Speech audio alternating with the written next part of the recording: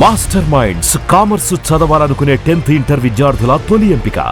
₹1 కాదు, ₹2 కాదు, ఏకంగా 13 లక్షల కోట్ల రూపాయలు ఆవిరైపోయాయి.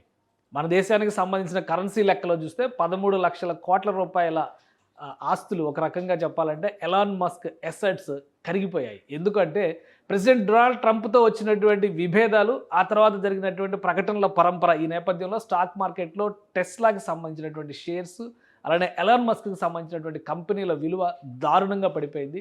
దీంతో $1 ట్రిలియన్ ఎకానమీ, $1 ట్రిలియన్ కంపెనీగా గుర్తింపు పొందినటువంటి, గ్రూప్గా గుర్తింపు పొందినటువంటి ఎలాన్ మస్క్ సంస్థలు ఇప్పుడు $1 ట్రిలియన్ కంటే దిగువకు వచ్చేసినటువంటి పరిస్థితి. ఒక్క రోజులో $152 బిలియన్ ఆస్తి విధ్వంసంలోకి వెళ్ళిపోయింది.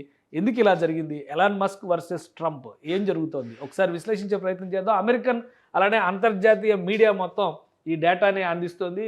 టోటల్గా ఒక్క రోజులో 14% షేర్స్ మార్కెట్లో కొలాప్స్ అయిపోయినాయి. ఎలాన్ మస్క్కి సంబంధించినటువంటి వివిధ కంపెనీల ఆదాయ మార్గాలు. సో ఇవన్నీ కూడా నేషనల్, ఇంటర్నేషనల్ మీడియా మొత్తం కూడా కథనాల రూపంలో రాస్తుంది. ఒకసారి మనం ఈ స్టాక్స్ కెపాసిటీని చూస్తే కనుక డౌన్ ట్రెండ్ కంప్లీట్గా 14% పడిపోయింది. సో ఆ ఈక్వేషన్స్ లెక్కల్లో చూస్తే కనుక భారతీయ కరెన్సీలో 13 లక్షల కోట్ల రూపాయలు ఆవిరైపోయినట్టుగానే భావించాలి.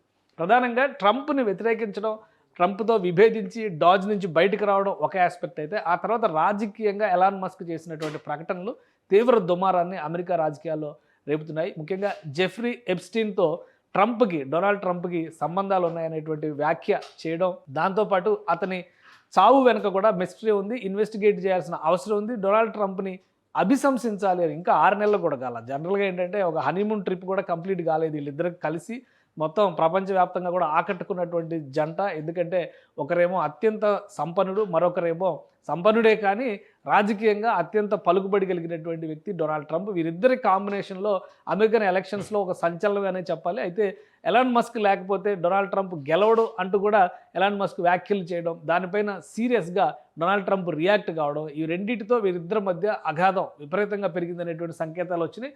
ఈ క్రమంలోనే టోటల్ స్టాక్ మార్కెట్లో ఉన్నటువంటివన్నీ కూడా కొలాప్స్ అవుతూ ఉన్నాయి. టెస్లాకి సంబంధించినటువంటి షేర్లు ఘోరంగా పడిపోయినాయి. 14% మార్కెట్ కొలాప్స్ అయిందని చెప్పని డేటా చూపిస్తుంది. $284 బిలియన్, $284 టర్న్అవుట్ అయిపోయింది. సో మార్కెట్ ట్రెండ్ను చూసి ఇలానే కనుక కంటిన్యూ అయితే ఎలాన్ మస్క్కి ఘోరమైనటువంటి ఇబ్బందులు ఎదుర్కోక తప్పదని చెప్పండి. ఆయన కంపెనీకి సంబంధించినటువంటి గ్రూప్ షేర్స్ అన్నింటిలో కూడా ఇదే డౌన్ ట్రెండ్ కనిపిస్తుంది. మరోవైపు బిల్లు విషయంలో ఎట్టి పరిస్థితుల్లో వెనక్కి తగ్గేది లేదని చెప్పని చెప్తున్నారు. అదొక బ్యూటిఫుల్ బిల్లుగా డొనాల్డ్ ట్రంప్ అభివర్ణిస్తున్నారు. తనని ఒత్తిడి చేసి మరి ఎలాన్ మస్క్ టెస్లా కార్లు అమ్మేందుకు, ఎలక్ట్రిక్ కార్లు అమెరికాలో ఉన్న ప్రతి ఒక్కరూ కొనేందుకు ప్రోత్సహించాలి, లేదా కొనే విధంగా ప్రణాళికల్ని అమలు చేయాలనేటువంటి అంశం దగ్గర తమిద్దరికి డిఫరెన్సెస్ వచ్చినాయని చెప్పని డొనాల్డ్ ట్రంప్ చెబుతున్నారు. సో ఈ కారణాలు ఏవైనప్పటికీ కూడా ఆస్తులు కరిగిపోవడం మాత్రం ఎలాన్ మస్క్ని ఆందోళన పరిచేటువంటి అంశంగా మనం చూడాలి. ప్రపంచంలోనే సంపన్న జాబితాలో నంబర్ 1, నంబర్ 2 పొజిషన్స్లో ఉండేటువంటి ఎలాన్ మస్క్ ఇప్పుడు ఆ స్థానాన్ని కోల్పోతున్నారు. క్రమక్రమంగా ఈ స్టాక్స్లో ఉన్నటువంటి పరిస్థితి చూస్తే ఒకసారి కొన్ని నేషనల్, ఇంటర్నేషనల్ మీడియా రాసినటువంటి కామెంట్స్ కూడా చాలా ఆసక్తికరంగా ఉన్నాయి. ఇక్కడ Tesla worst day ever, $152 billion మొత్తం wiped out after Musk Trump fallout.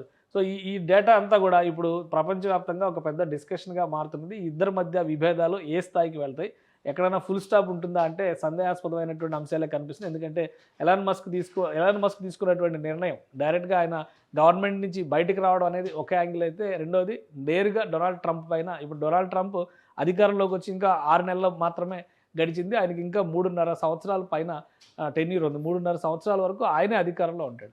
So అంత పవర్ఫుల్ పొజిషన్లో ఉన్నటువంటి వ్యక్తితో ఎలాన్ మస్క్ పెట్టుకోవడం, పైగా ఇంపీచ్మెంట్కి సంబంధించి అభిశంసన చేయాల్సినటువంటి అవసరం ఉందనేటువంటి రాజకీయ ప్రకటనలు చేయడం మాత్రం ఖచ్చితంగా దుమారం రేపేటువంటి అంశం.